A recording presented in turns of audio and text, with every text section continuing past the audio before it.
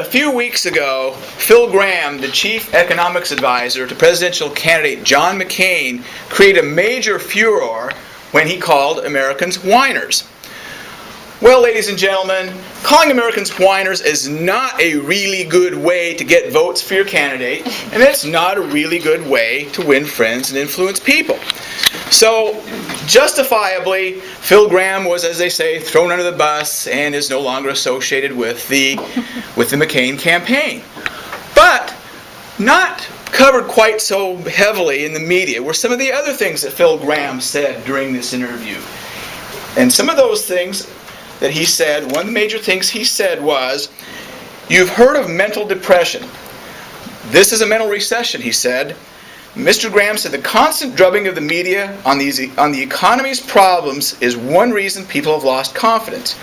Various surveys show that consumer confidence has fallen precipitously this year to the lowest levels in 2 to 3 decades. "Misery sells newspaper," Mr. Gramm said. "Thank God the economy is not as bad as you see in the newspaper every day." Well, ladies and gentlemen, we have an example in our own backyard. The Sunday Post-Dispatch. Headline: "Foreclosure pain spreads. Common ground. Working class neighborhoods, manicured subdivisions alike, are hit. More coming. Strapped owners and banks. Can't find buyers. Homes stand empty." And then there's a picture of a guy cleaning out the basement of a foreclosed house. The article is full of statistics and anecdotes about people who've lost their homes and the great amount of foreclosures that have happened in the St. Louis area over the last few years. Ladies and gentlemen, there are people in this country that are having problems. There's no doubt about it. Some of these people are our friends, some of these people are our family. And I would be intellectually dishonest if I did not concede that fact. But it's one thing to say there are people that are having problems, and it's another thing to say, as a lot of our politicians do, make the blanket statement that, oh, Americans are all having problems. We're all just in economic trouble. It's not quite like that, ladies and gentlemen. One of the other quotes that Gramm had during that interview that wasn't well covered was, he noted that growth has held up at about 1%, despite all the publicity over losing jobs to China, illegal immigration, housing and credit problems, and record oil prices. "We may have a recession," he said. "We haven't had one yet. We have never been more dominant."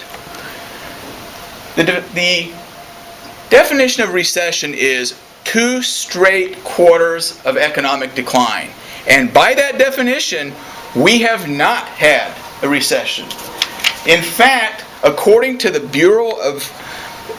Commerce Department, the statistics on gross domestic product, that's the total value of all goods and services produced in the economy, is going to exceed $11.7 trillion. That's trillion with a T. $11.7 trillion this year. Now, that compares to where we were a number of years ago. If you look back to 1960 and use inflation-adjusted gross domestic product numbers back then, it was $2.5 trillion. Today, $11.7 trillion.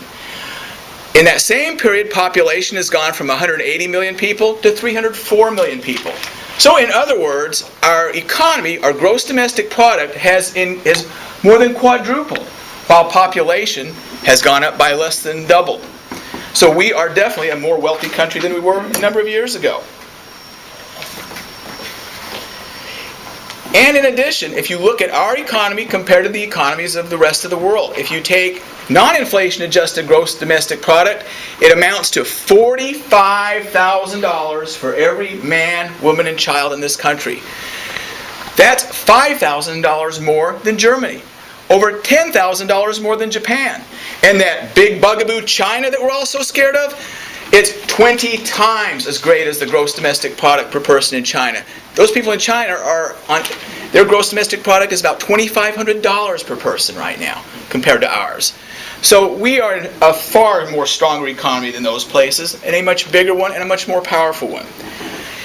Another statistic that's looked at a lot is unemployment. Our unemployment right now is right around 5.5%.